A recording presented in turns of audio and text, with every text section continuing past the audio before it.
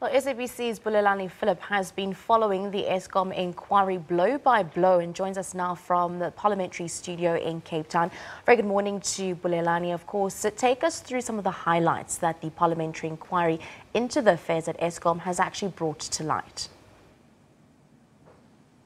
Well, good morning to you, Shante, and to the viewers. Basically, it's been a busy 2 days here in Parliament where both the former acting CEO, Matshela Koko, as well as the now resigned CFO, Mr. Anoj Singh, gave testimonies in a marathon sitting both on Tuesday and Wednesday. Maybe if I can start with the testimony that was given by Mr. Matshela Koko yesterday, as that clip has said, that one of the controversies around him was that he had been involved in the awarding of a 1 billion contract to a company part-owned by a daughter of his, and therefore that matter had been taken to an independent disciplinary hearing under Eskom, and he just recently was cleared of those charges, and hence he was reinstated in his old job as the head of generation. So he's saying that given the fact that he has been cleared by that DC, and therefore there is no need for him to actually step aside as called for by the government over the weekend. He's saying that anybody who is against that disciplinary hearing finding should actually seek a legal review if they are not satisfied with that finding. And therefore, that's when he had actually insisted in a strongly worded letter through his lawyers to the Eskom Board that he has got no intentions of resigning because there is no allegations of corruption that he is facing.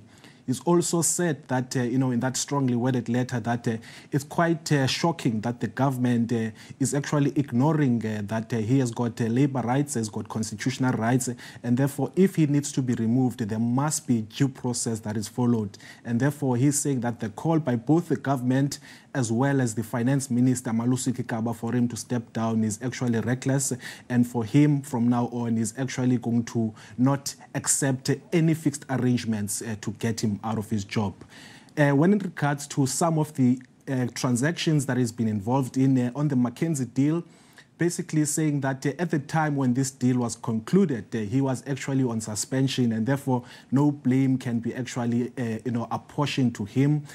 Or the issue of the Tegeta, the controversial 1.6 billion rand guarantee that was given to Tegeta, he's saying that actually, in fact, Tegeta had actually not taken up that particular guarantee and used it up. In fact, what they had done was that they had sourced funds from the Bank of Baroda, and therefore that guarantee actually did not put the company in jeopardy. But of course, the lawmakers have actually taken him to task that actually the money that was advanced by government to Eskom as a guarantee, the first tranche was actually 10 billion rand. Actually, the portion of 1.6 billion is the guarantee that Eskom got from government, and they now were extending it to a private entity. So therefore, they are saying that it was actually quite reckless of the power utility to actually use funds that were actually entitled to keep them afloat, but they were using it to guarantee another entity. And therefore, in that sense, he was saying that the Tegeta company actually did not use up that particular guarantee.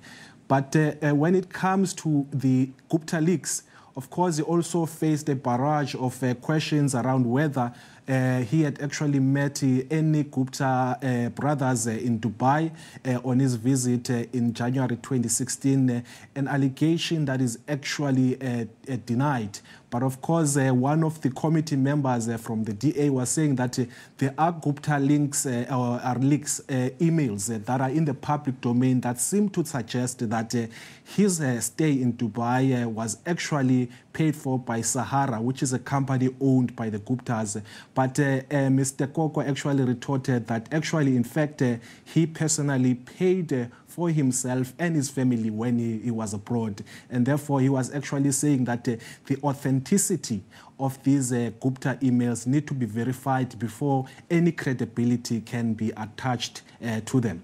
Now, on Tuesday again, Shante, Mr. Anoj Singh was before the committee facing a 12-hour round of questions.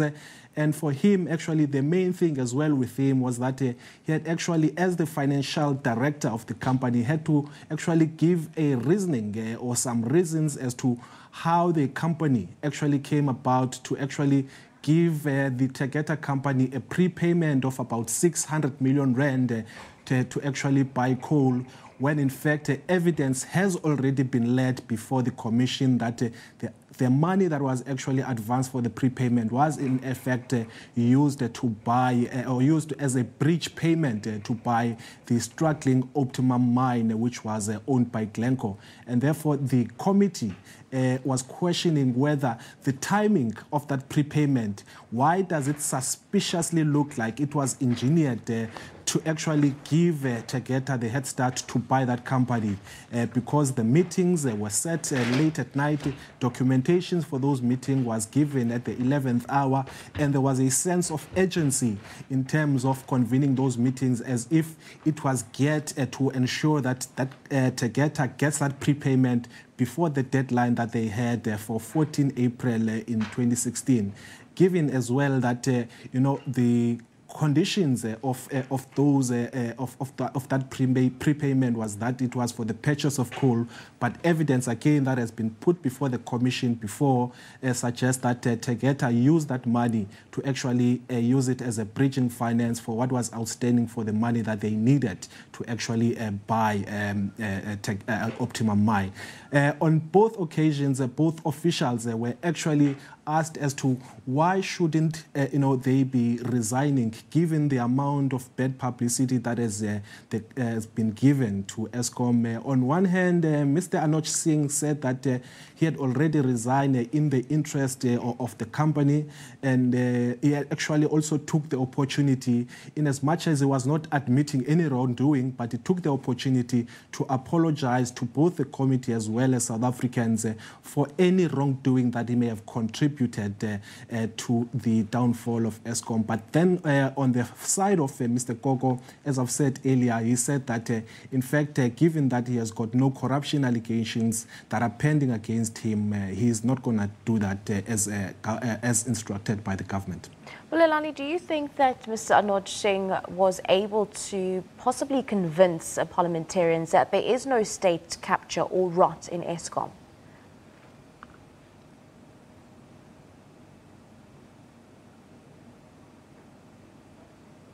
Unfortunately, technology fails us. I'm going to ask that once again. Bulelani, if you can hear me, do you think in Anoch Singh's testimony that he was able to convince possibly or sway parliamentarians that there is no state capture or rot in Eskom?